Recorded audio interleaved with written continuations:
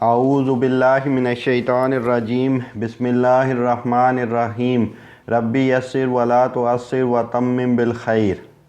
آج میں جس موضوع پر بات کروں گا وہ ہے بلاد عرب میں نبوت کے جھوٹے دعوے داروں کا ظہور۔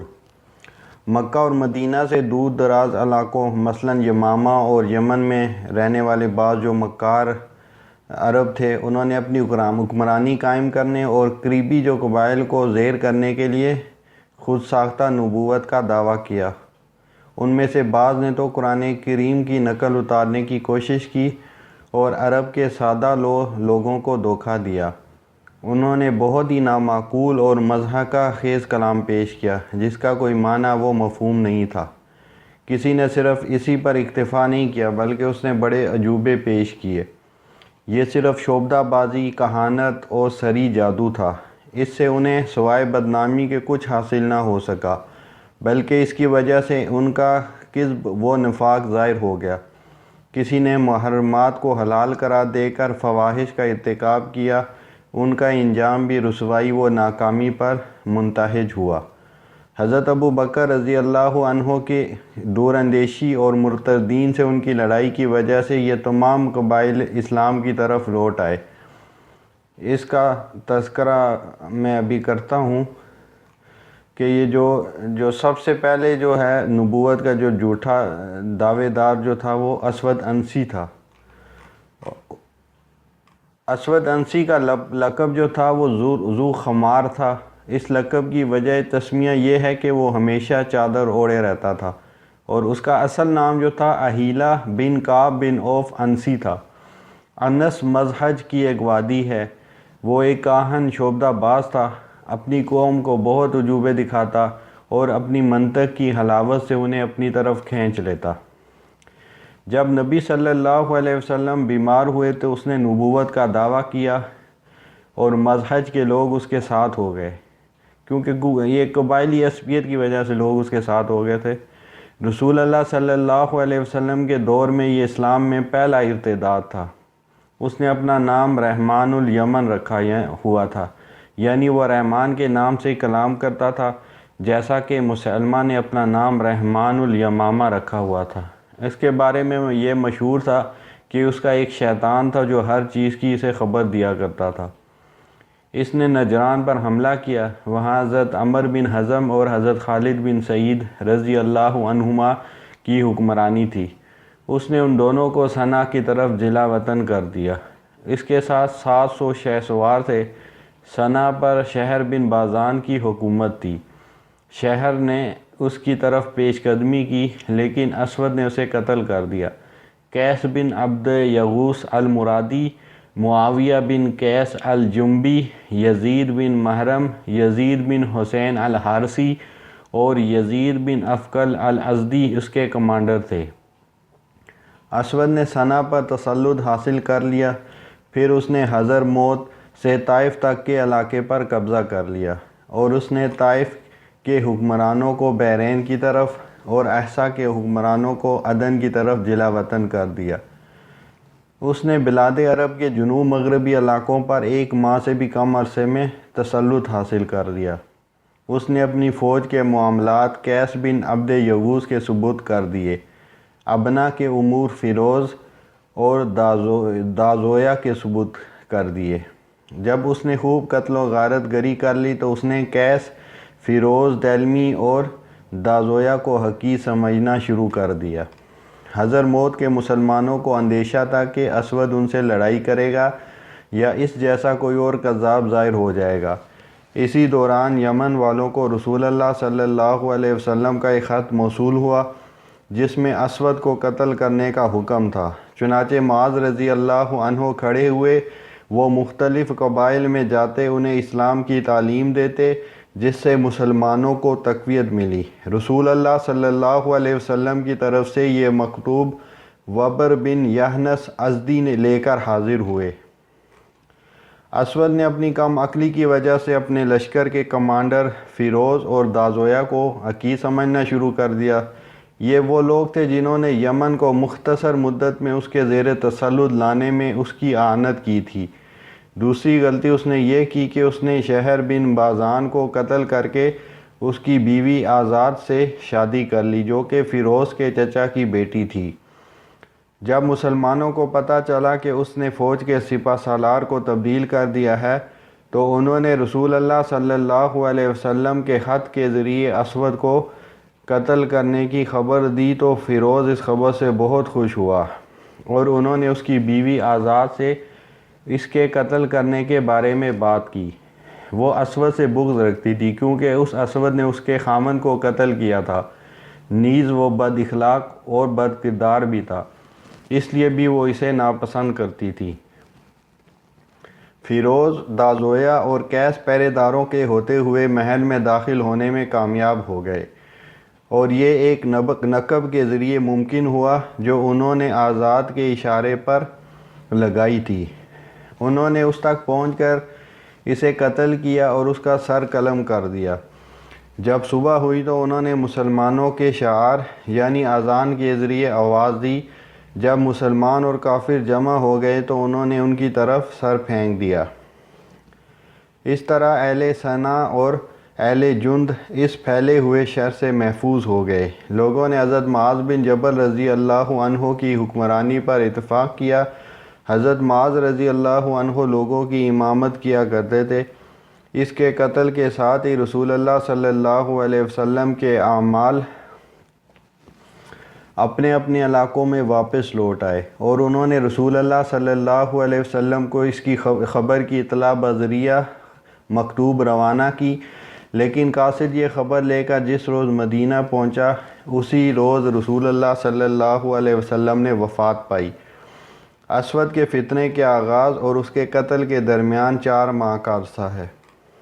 اسد الغابہ میں بازان کے تعارف میں لکھا ہے، اسود کے قتل میں بازان کی شخصیت کا بڑا دخل ہے، حالانکہ وہ آپ صلی اللہ علیہ وسلم کی حیات طیبہ ہی میں فوت ہو گیا تھا اور آپ صلی اللہ علیہ وسلم نے اس کے امراء کو یمن میں الگ الگ کر دیا تھا۔ شہر بن بازان صنع کا والی تھا، پھر اسود نے اس پر تسلط حاصل کر لیا، بعد میں اس مکار کو دھوکے سے قتل کر دیا، جیسا کہ پہلے ذکر ہو چکا ہے۔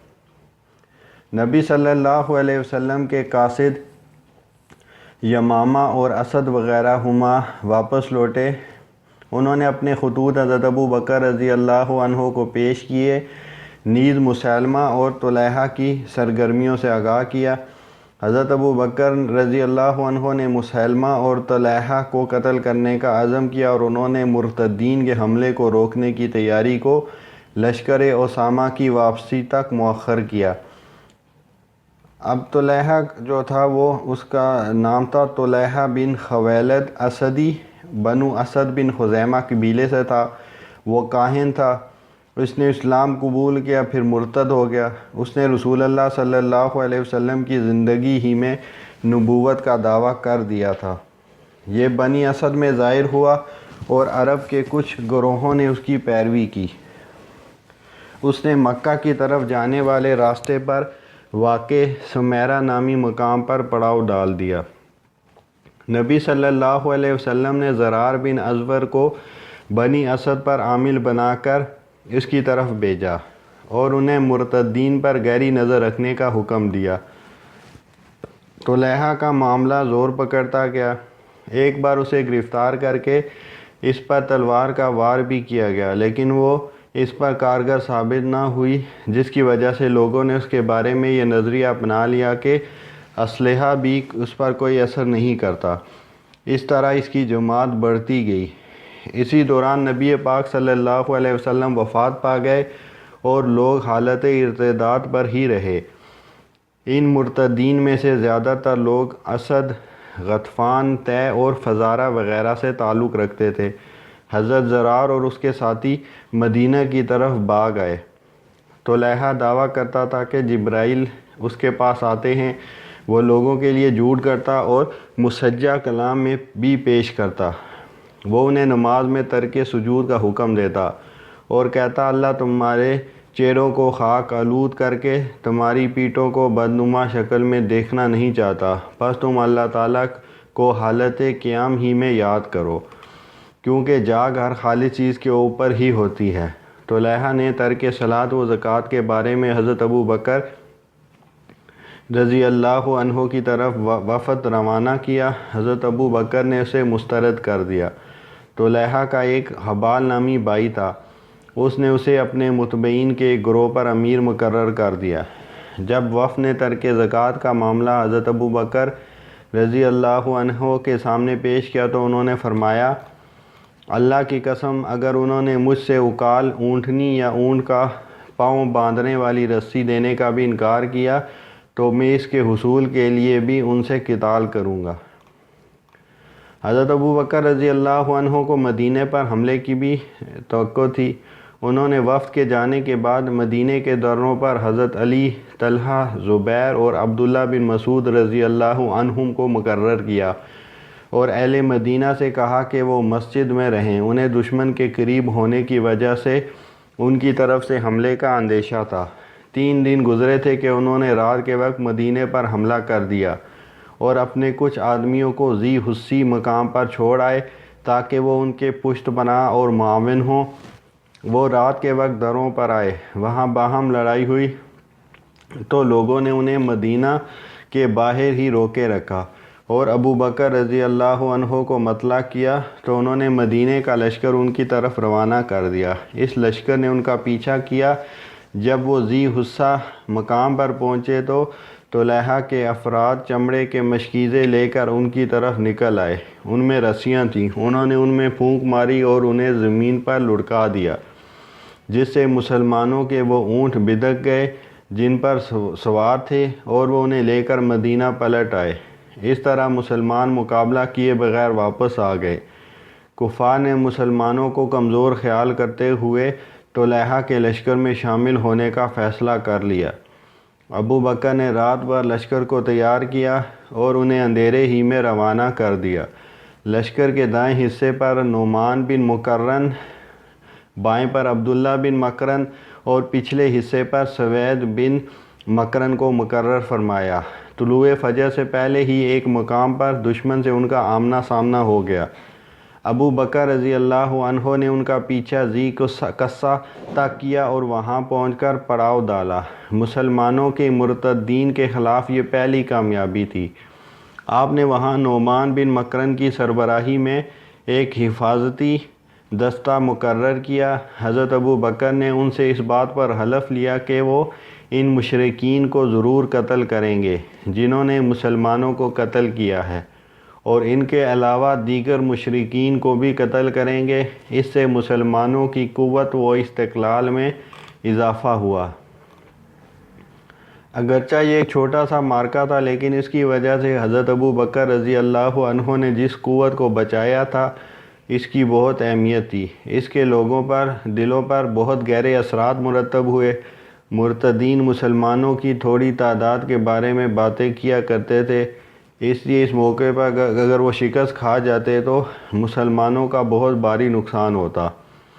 اس کامیابی کے نتیجے میں مدینے میں صدقات آنے شروع ہو گئے۔ مسلمان خوشحال ہو گئے، ان کے ارادے مضبوط ہو گئے۔ سب سے پہلے بنی تمیم اور بنی طے کے وفود صدقات لے کر خلیفہ کے پاس آئے۔ حضرت ابو بکر رضی اللہ عنہ ذی حسی اور ذی قصہ کی طرف گئے، حتیٰ کہ ابرک کے پاس پڑاؤ ڈالا۔ وہاں لڑائی ہوئی تو حارث اور عوف کو ہزیمت اٹھانا پڑی اور عطیہ کو قیدی بنا لیا گیا۔ ابس اور بنو بکر فرار ہو گئے۔ ابو بکر رضی اللہ عنہ نے مقام ابرک پر چند روز قیام کیا۔ بنو ذبیان اور ان کے علاقوں پر قبضہ کر کے علاقے کو مسلمانوں کی سواریوں اور ان کے صدقات کے لیے محفوظ کر لیا۔ جب ابس و ذبیان شکست کھا کر طلحہ کی طرف واپس آئے تو طلحہ اس وقت سمیرہ سے بزاخہ پہنچ چکا تھا۔ ابو بکر رضی اللہ عنہ طلحہ اور اس کے لشکر کو وہیں چھوڑ کر خود مدینہ تشریف لے آئے۔ حضرت ابو بکر رضی اللہ عنہ نے حضرت خالد بن ولید رضی اللہ عنہ کو طلحہ سے لڑائی کے لیے روانہ کیا۔ جب وہ اس سے فارغ ہوئے تو بطا میں مالک بن نویرہ کی طرف چل دیے۔ ابو بکر نے خالد رضی اللہ عنہ سے پہلے عدی بن حاتم کو قبیلہ طے کی طرف بھیجا، پھر ان کے پیچھے خالد کو بھیجا اور انہوں نے حکم دیا کہ وہ طے سے آغاز کریں۔ ان میں سے کچھ مجاہد بزاخہ کی طرف اور دیگر کو بتا کی طرف روانہ کیا جائے۔ جب وہ کسی قوم سے فارغ ہو جائیں تو وہاں سے اس وقت تک کوچ نہ کریں جب تک خلیفہ سے اجازت نہ حاصل کر لیں، اور لوگوں کو ظاہر کریں کہ وہ ایک لشکر لے کر خیبر کی طرف روانہ ہونے والے ہیں، حتیٰ کہ وہ خالد بن ولید سے جا ملیں۔ یہ سب کچھ دشمن کو خوفزدہ اور مرعوب کرنے کے لیے تھا۔ قبل اس کے کہ ابو بکر اور خالد بن ولید کو لڑائی کے لیے روانہ کرتے، انہوں نے عدی بن حاتم سے کہا تم فوراً اپنی قوم کے پاس جاؤ۔ حضرت عدی بن حاتم نے حضرت ابو بکر صدیق کی ہدایت کے مطابق طے کا رخ کیا۔ وہاں پہنچ کر انہوں نے اپنی قوم کو اسلام کی دعوت دی اور اسلام قبول نہ کرنے کی صورت میں انہیں خطرناک انجام سے خبردار کیا۔ بنی طے نے درخواست کی کہ وہ لشکر کو 3 دن تک مؤخر کرنے میں ثالثی کا کردار ادا کریں، تاکہ یہ واضح ہو جائے کہ ان میں سے کون طلحہ کے لشکر سے الگ ہوتا ہے اور کون اس کے ساتھ بساخہ کے مقام پر شامل ہوتا ہے۔ حضرت عدی بن حاتم واپس آئے اور خالد بن ولید کو حالات سے باخبر کیا تو انہوں نے تاخیر کی اور طے نے اپنے آدمیوں کو ان آدمیوں کی طرف بھیجا جو طلحہ سے مل چکے تھے۔ انہوں نے انہیں سمجھایا، جس کے نتیجے میں وہ طلحہ کو چھوڑ کر ان کے ساتھ واپس آ گئے۔ اس طرح بنی طے دوبارہ مسلمان ہو کر حضرت خالد بن ولید کی خدمت میں پیش ہو گئے۔ اس کے بعد حضرت خالد بن ولید نے جدیلہ کی طرف کوچ کرنے کا ارادہ کیا تو اس موقع پر بھی عدی بن حاتم نے انہیں روکا تاکہ وہ ان سے گفتگو کر سکیں۔ چنانچہ وہ اسلام کی دعوت دینے کے لیے ان کے پاس گئے، وہ وہیں رہے حتیٰ کہ انہوں نے دعوت قبول کر لی۔ اس طرح وہ بھی دوبارہ اسلام قبول کرنے کے بعد خالد بن ولید رضی اللہ عنہ کی خدمت میں پیش ہوئے اور ان میں سے 1000 سوار مسلمانوں کے ساتھ شامل ہو گئے۔ اس طرح زمین طے ان کے لیے عظیم برکت کا باعث بنی، کیونکہ ان کے قبول اسلام کی وجہ سے قتال کی شر بند ہو گئی۔ اس نے مسلمانوں کے لشکر کو بھی فائدہ پہنچایا اور انہیں قتال سے آرام پہنچایا، اور ان کے ساتھ شامل ہونے نے طرفین کو قتل و غارت گری سے بچانے کے لیے عدی بن حاتم رضی اللہ عنہ نے اس موقع پر جو کردار ادا کیا وہ آب زر سے لکھنے کے قابل ہے۔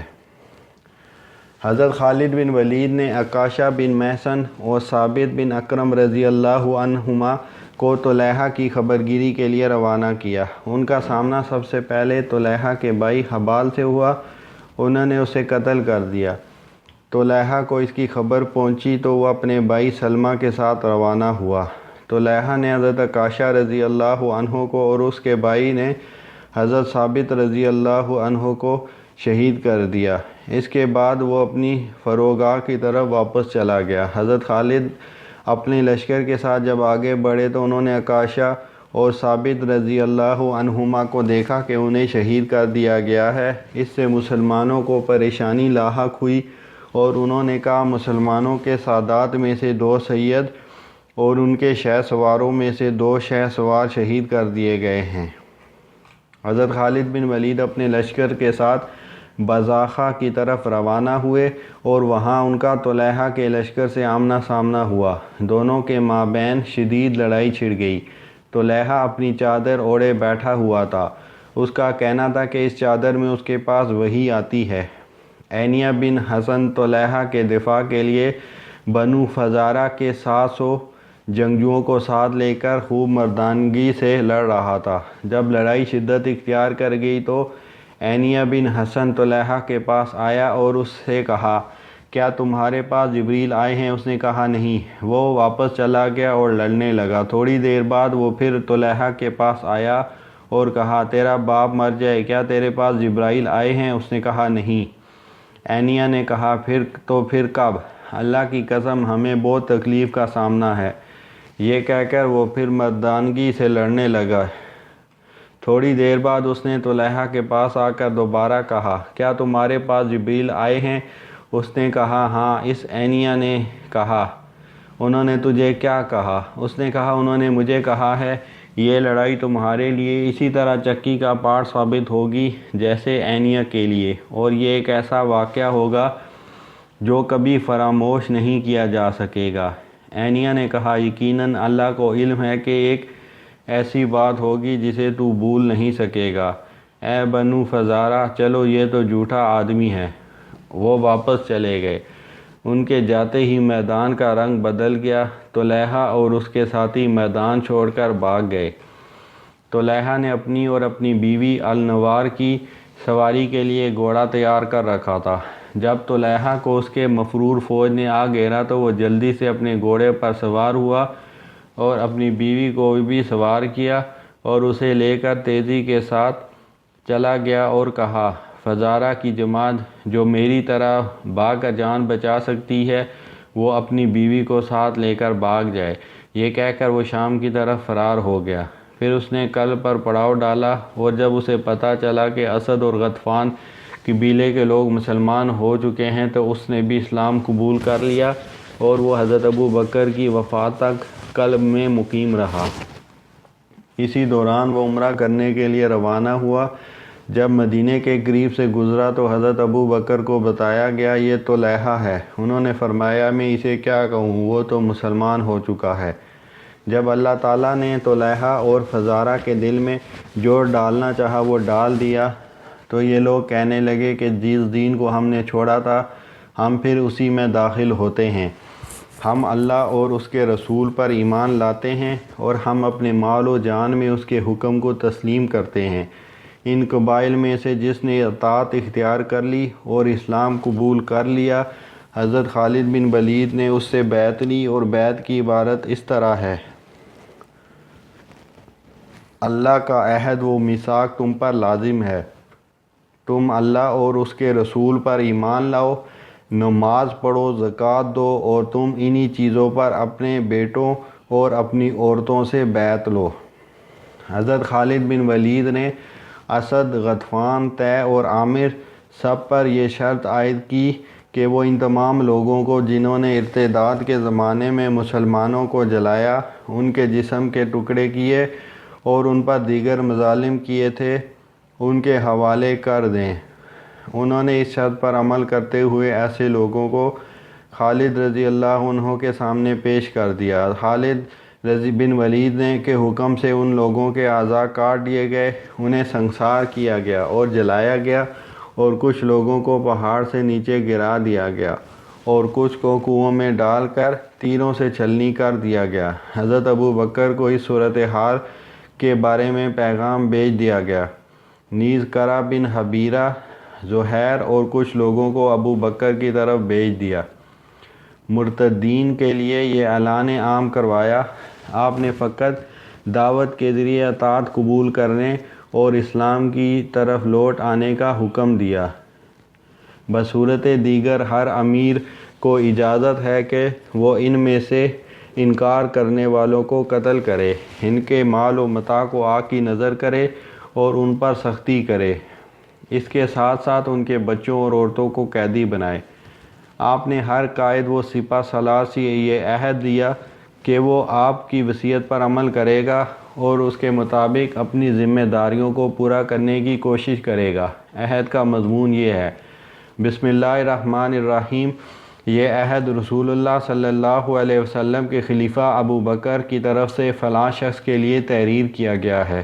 جب انہوں نے اسے مسلمانوں کی فوج کے ساتھ مرتدین سے لڑنے کے لیے روانہ کیا، ہم نے امراء کو اس شرط پر یہ منصب عطا کیا ہے کہ وہ ظاہری اور مخفی طور پر جہاں تک ممکن ہو اللہ تعالیٰ سے ڈرتا رہے اور مرتدین کے مقابلے میں خلوص نیت کے ساتھ پوری کوشش کرے اور ان سے جنگ فقط اللہ کے لیے کرے۔ البتہ جنگ کا آغاز کرنے سے پہلے انہیں اپنی اصلاح کا موقع دے اور انہیں اسلام کی دعوت دے۔ اگر وہ قبول کر لے تو ان سے کوئی تعارض نہ کرے اور اگر انکار کرے تو ان پر فوراً حملہ کر دیا جائے۔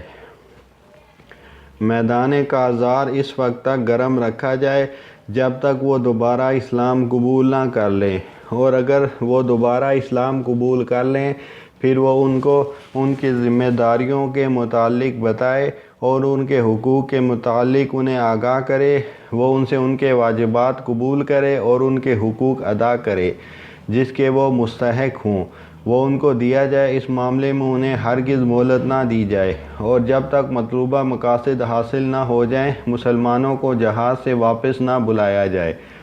جو شخص اللہ عز و جل کے حکم کو قبول کر لے اس کے ایمان کو تسلیم کیا جائے، اچھے طریقے سے اس کی مدد کی جائے، قتال معروف طریقے سے ہو، اور ہر اس شخص سے جو زبان سے اللہ تعالیٰ کے پیام کو تسلیم کرتا ہے مگر اس پر عمل کرنے کا منکر ہے۔ جب وہ دعوت قبول کر لے تو پھر اس کے خلاف کوئی دلیل و حجت نہیں ہوگی، اس کے بعد اس کے معاملات کا اللہ حساب لینے والا ہے۔ اور جو شخص اللہ کی دعوت قبول نہ کرے اس سے قتال کیا جائے، وہ جہاں بھی ہو اور کسی بھی پناہ گاہ میں ہو، اس سے اسلام کے سوا کوئی اور چیز قبول نہ کی جائے۔ جس نے اس کی بات قبول کی اور اس کا اقرار کیا تو اس کی طرف سے قبول کیا جائے، اور جو انکار کر دے اس سے قتال کرے۔ اگر اللہ اس قاصد کو اس پر غلبہ عطا کر دے تو وہ ان سے ہر قسم کے اسلحے اور آگ کے ساتھ ان سے خوب قتال کرے۔ پھر اللہ تعالیٰ اسے جو مال غنیمت عطا کرے تو وہ خمس کے علاوہ اسے ان میں تقسیم کر دے اور خمس کو ہم تک پہنچائے۔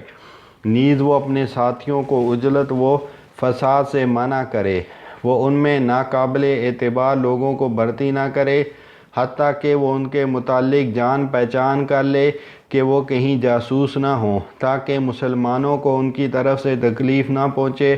وہ مسلمانوں کے ساتھ اعتدال سے رہے، وہ قیام و کوچ اور ان کی طرف سے کسی نقصان ہو جانے پر ان سے نرمی کرے، کسی کو جلد بازی پر نہ اکسائے، اور مسلمانوں کی حسن صحبت اور نرم کلامی سے خیر خواہی کرے۔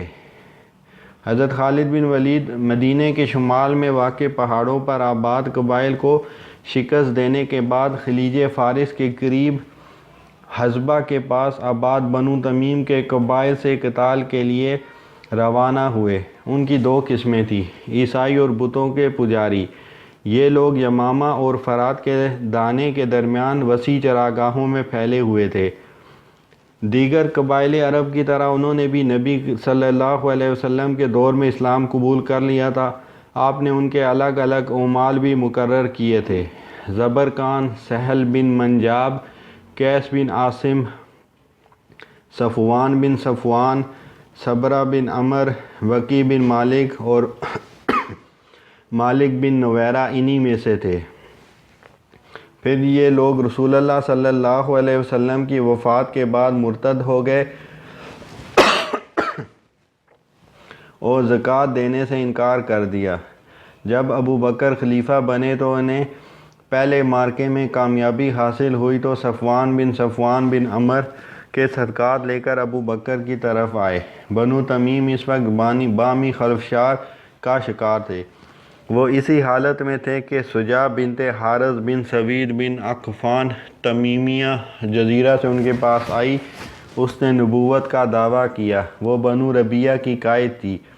یہ اور اس کا گروہ جو کہ اس کے ننہیالی خاندان بنی تغلب میں سے تھے بنو تمیم کے پاس پہنچے۔ بنو تغلب سے حزیل بن عمران بھی انہی کے ساتھ تھا۔ یہ پہلے عیسائی تھا، اس نے اپنا دین چھوڑ کر اس سجا کی پیروی کر لی۔ سجا نے بھی نبوت کا دعویٰ کرنے سے پہلے عیسائیت کو اختیار کیا تھا۔ عقا بن حلال نمری، زیاد بن فلان ایادی اور سلیل بن قیس شیبانی اس کے ساتھ تھے۔ ایک طرف تو پہلے ہی ان قبائل میں بامی خلفشار تھا، دوسری طرف یہ لوگ ان پر چڑھ آئے۔ ان کے لیے یہ واقعی بڑی پریشانی کی بات تھی۔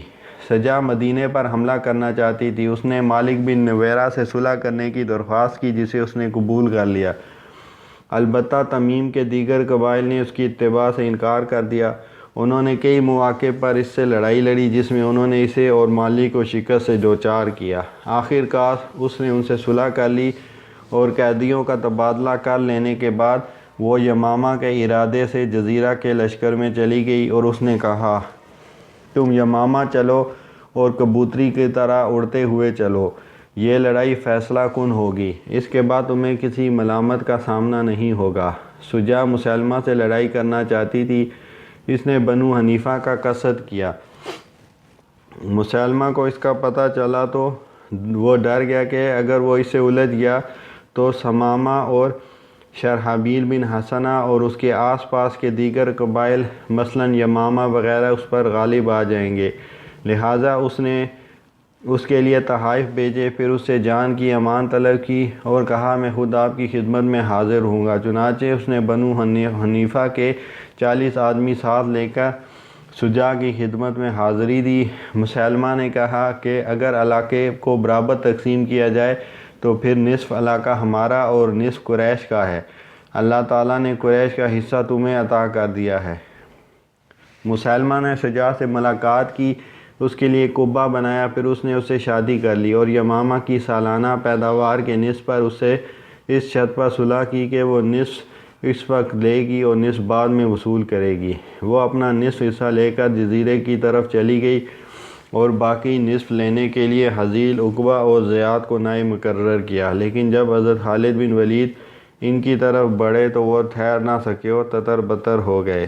یہ بات قابل غور ہے کہ شجاع بھی اپنے خامن مسلمہ کے ساتھ نہ ٹھہر سکی، حالانکہ وہ اس پر ایمان بھی لا چکی تھی۔ اس نے اسے چھوڑ دیا اور جزیرے کی طرف لوٹ گئی۔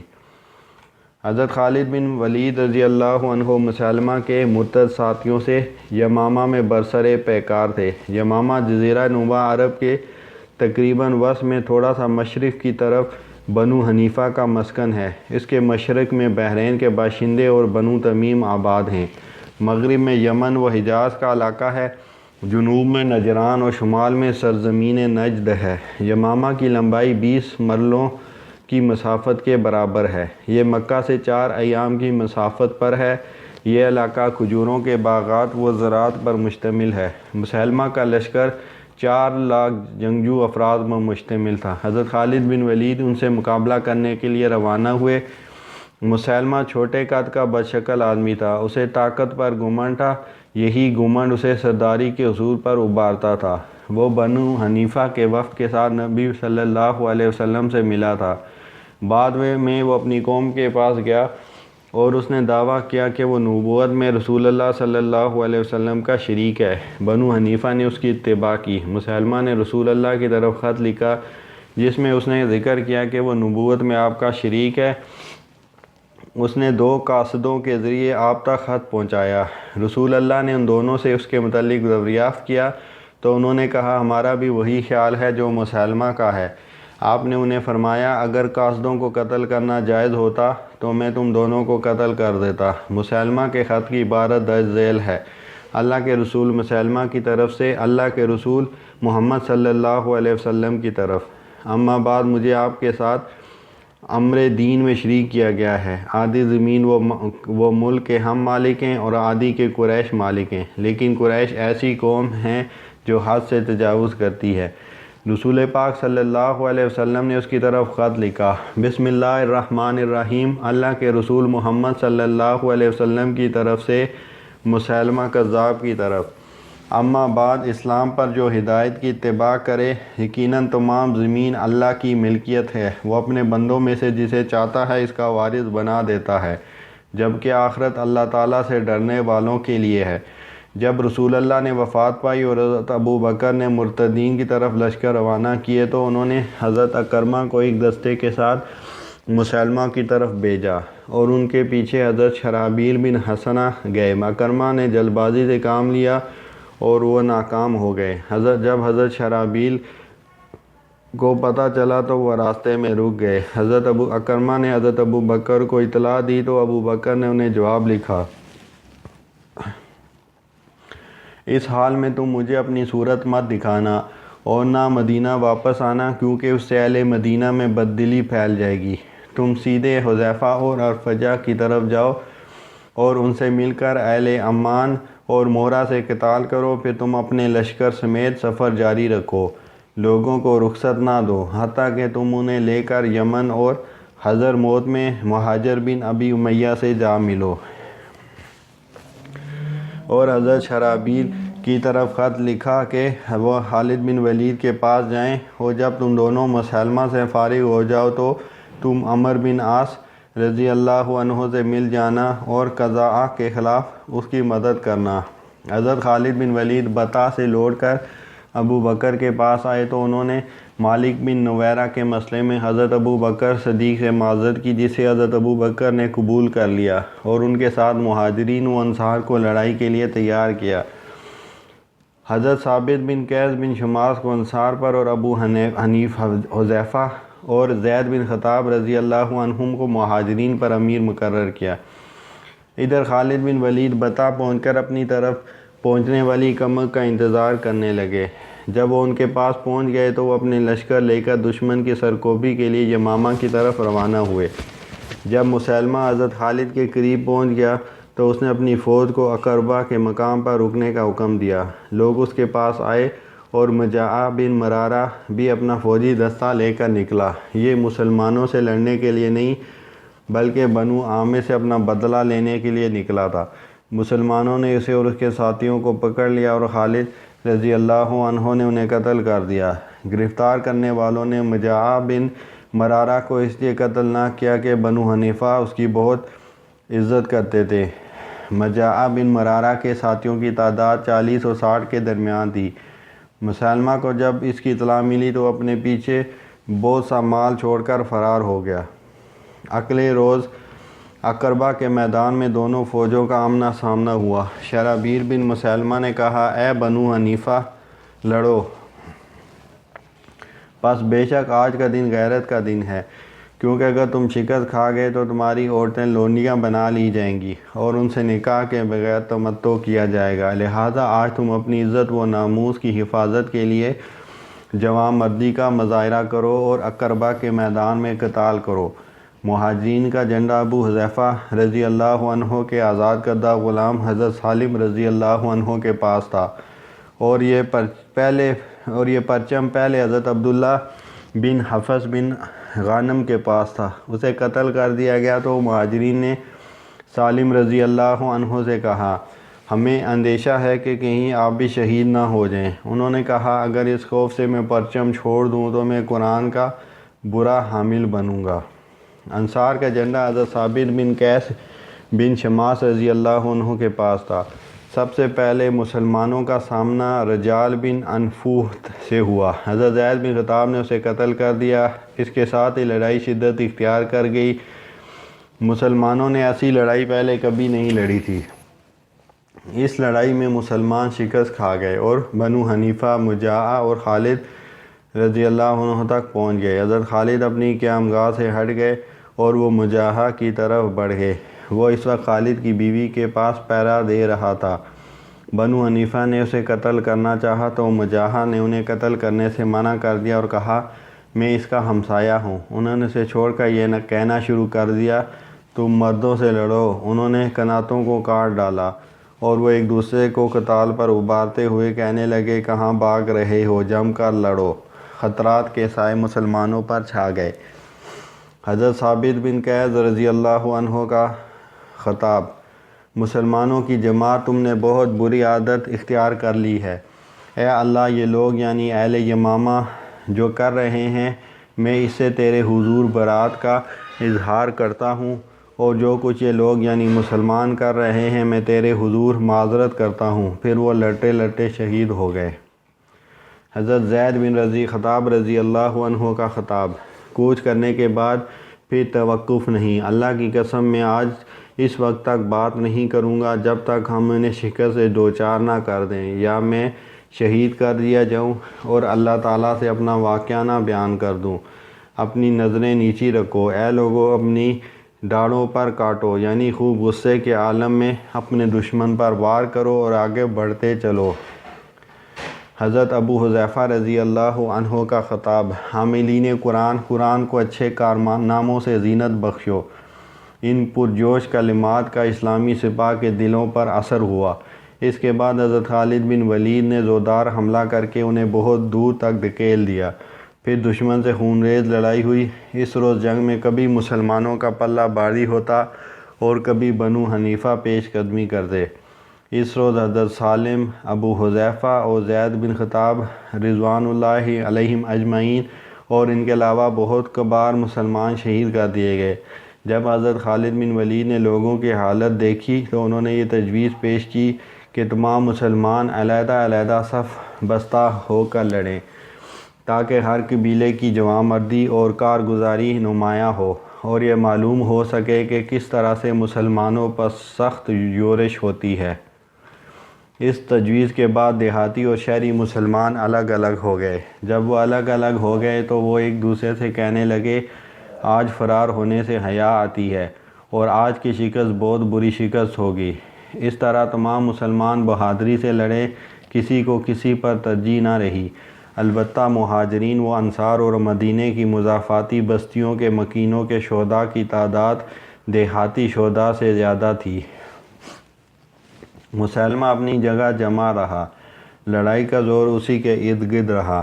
حضرت خالد نے محسوس کر لیا کہ یہ صورتحال تبھی بہتر ہوگی جب مسلمہ کو قتل کر دیا جائے، چنانچہ انہوں نے مسلمہ کے لشکر پر حملہ بول دیا اور مقابلے کے لیے للکارا، اور مسلمانوں کو شاعر اسلامی کے ذریعے بلانے لگے۔ اس دن مسلمانوں نے یا محمدہ کا شعار استعمال کیا، چنانچہ حضرت خالد بن ولید کے مقابلے میں جو آتا وہ اسے قتل کر دیتے۔ بالآخر انہوں نے مسلمہ پر حملہ بول دیا تو وہ اپنے ساتھیوں سمیت فرار ہو گیا۔ حضرت خالد نے لوگوں کو آواز دی کہ کسی کو بھاگنے نہیں دینا۔ مسلمانوں نے مل کر مرتدین پر حملہ کر دیا۔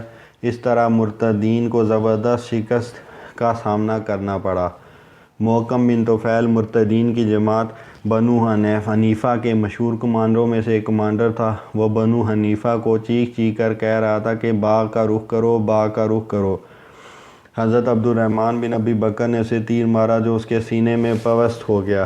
اسی ایک تیر نے اس کا کام تمام کر دیا۔ باغ میں پناہ لینے والوں میں سے مسلمہ بھی شامل تھا۔ حضرت براء بن مالک رضی اللہ عنہ نے کہا، مسلمانوں کی جماعت ان پر حملہ کرنے کے لیے مجھے باغ کی دیوار پر چڑھا دو تاکہ میں باغ کے اندر کود سکوں۔ مسلمانوں نے ان کے متعلق خوف کا اظہار کرتے ہوئے کچھ تردد کیا، پھر انہوں نے اسے اٹھایا اور باغ کی دیوار پر چڑھا دیا۔ انہوں نے باغ کی دیوار سے باغ کا جائزہ لیا اور پھر اس میں کود گئے اور باغ کے دروازے پر ان سے قتال کر کے باغ کے بند دروازے کو مسلمانوں کے لیے کھول دیا۔ مسلمان تباہی پھیلا دینے والے سیلاب کی طرح اس کی طرف بڑھے اور سب کے سب اس میں داخل ہو گئے۔ انہوں نے داخل ہوتے ہی دروازہ بند کر دیا اور چابی باہر پھینک دی تاکہ کوئی باہر نہ جا سکے۔ پھر خوب لڑائی ہوئی حتیٰ کہ مسلمہ کو قتل کر دیا گیا۔ حضرت جبیر بن مطعم رضی اللہ عنہ کے آزاد کردہ غلام وحشی اور ایک انصاری صحابی نے اسے قتل کیا، اور یہ وحشی وہی ہے جس نے غزوہ احد میں حضرت حمزہ رضی اللہ عنہ کو شہید کیا تھا، جیسا کہ سیرت کی کتابوں میں ذکر ہے۔ پھر اس مسلمہ کے قتل ہو جانے پر بنو حنیفہ شکست خوردہ ہو کر واپس بھاگ گئے، لیکن ان پر ہر طرف سے تلوار چلنے لگی حتیٰ کہ ان کا آخری فتح قتل کر دیا گیا۔ حضرت خالد کو مسلمہ کے قتل کی خبر دی گئی تو وہ مجاحہ کو ساتھ لے کر آئے تاکہ اسے مسلمہ کے بارے میں بتایا جائے۔ وہ مقتولین کو دیکھتے دیکھتے مسلمہ تک پہنچ گئے تو مجاحہ نے حضرت خالد سے کہا، تم نے چند جلد باز لوگوں کا صفایا کیا ہے، جبکہ صاحب وقار لوگ تو ابھی تک قلعوں میں محفوظ ہیں۔ حضرت خالد نے کہا، تیری تباہی ہو، یہ کیا بکتے ہو؟ اس نے کہا، اللہ کی قسم میں ٹھیک کہہ رہا ہوں، تم آؤ میں اپنی قوم سے تمہاری صلح کرا دیتا ہوں۔ ادھر حضرت خالد کو لڑائی نے تھکا دیا تھا اور ان کے سرکردہ ساتھی بھی شہید ہو چکے تھے۔ انہوں نے نرمی کا مظاہرہ کیا اور صلح کو پسند کیا۔ پھر مجاحہ نے کہا، میں ان کے پاس جاتا ہوں، ان سے مشورہ کرتا ہوں اور اس پر ہم اس معاملے کا جائزہ لیں گے، پھر میں آپ کے پاس آؤں گا۔ جب وہ قلعوں میں گیا تو اس وقت وہاں صرف عورتیں، بچے، بوڑھے اور کمزور لوگ تھے۔ اس نے عورتوں کو زرہیں پہنا دی اور ان سے کہا کہ میری واپسی تک تم قلعے کی فصیل پر چڑھ کر اپنا شعار جنگ برابر بلند کرتی رہو۔ یہ انتظام کر کے وہ حضرت خالد رضی اللہ عنہ کے پاس آیا اور کہا کہ جس شرط پر میں نے تم سے صلح کر لی تھی وہ قلعے والوں کے لیے قابل قبول نہیں، میں اس پر صلح نہیں کرا سکتا۔ انہوں نے مجھ پر کچھ الزامات بھی لگائے ہیں اور انہوں نے مجھ سے لا تعلقی کا اظہار بھی کر دیا ہے۔ حضرت خالد نے قلعوں کی چوٹیوں پر دیکھا تو وہ بظاہر سپاہ سے سیاہ تھی۔ مجاحہ نے کہا، اگر تم چاہو تو میں کوشش کر کے اپنی قوم کو راضی کرتا ہوں۔ انہوں نے کہا، وہ کیسے؟ اس نے کہا، تم مجھ سے چوتھائی قیدی لے لو اور بقیہ چھوڑ دو۔ حضرت خالد نے کہا میں تیار ہوں۔ اس نے کہا میں نے معاہدہ صلح کر لیا۔ جب وہ معاہدے پر دستخط کر چکے تو قلعے کے دروازے کھولے گئے تو وہاں صرف عورتیں، بچے اور بوڑھے تھے۔ یہ منظر دیکھ کر حضرت خالد نے مجاز سے کہا تیری تباہی ہو، تو نے فریب سے کام لیا ہے۔ اس نے کہا میں اپنی قوم کے لیے یہی کچھ کر سکتا تھا جو میں نے کیا ہے۔ بعض نے کہا ہے کہ حضرت خالد نے سونے چاندی، اسلحے اور نصف قیدیوں پر اس سے صلح کی۔ جب یہ صلح پیش کی گئی تو بنو حنیفہ کے کچھ لوگوں نے اس سے علیحدگی اختیار کر لی۔ سلمہ بن عمیر حنفی بھی انہی میں سے تھا۔ اس نے کہا ہم دیہاتوں اور غلاموں کی جماعت کو اپنے ساتھ ملا کر لڑائی لڑیں گے، ان شرائط پر صلح نہیں کریں گے۔ لیکن مجاہ نے صلح پر اصرار کیا، چنانچہ حضرت خالد نے صلح نامہ تحریر کیا۔ اس صلح نامہ کی عبارت درج ذیل ہے۔ یہ وہ معاہدہ ہے جس پر خالد بن ولید نے مجاہ بن مرارہ، سلمہ بن عمیر اور فلاں فلاں اشخاص سے صلح کی ہے۔ جس قدر سونا اور چاندی ہوگا وہ سب حضرت خالد کو دے دیا جائے گا۔ نصف قیدی، اسلحہ، زمین کا ٹھیکہ اور ہر گاؤں سے ایک ایک باغ اور ایک ایک مزارع بھی حضرت خالد بن ولید کے حوالے کیا جائے گا۔ علاقے اور دیگر چیزیں ان کے پاس رہنے دی جائیں گی، بشرط ہے کہ وہ دوبارہ اسلام قبول کر لیں۔ اس کے بعد انہیں امان اور آزادی ہے۔ ان شرائط کی ایفا کے لیے حضرت خالد بن ولید نے حضرت ابو بکر خلیفہ رسول صلی اللہ علیہ وسلم اور تمام مسلمانوں کی طرف ذمہ داری کا اقرار کیا۔ پھر حضرت ابو بکر رضی اللہ عنہ کی طرف سے خط موصول ہوا کہ ان کے ہر بالغ شخص کو قتل کر دیا جائے، لیکن یہ خط تاخیر سے پہنچا۔ حضرت خالد ان سے اس سے قبل ہی معاہدہ کر چکے تھے، اس لیے انہوں نے وفا کی اور اے چکنی وہ بے وفائی نہ کی۔ سلمہ بن سلامہ بن وقش نے حضرت ابو بکر کا خط پہنچایا۔ بنو حنیفہ خالد کے پاس بیعت اور اپنے سابقہ کردار سے برات کے لیے جمع ہوئے۔ خالد اس وقت اپنے لشکر میں تشریف فرما تھے۔ بنو حنیفہ کا نقصان۔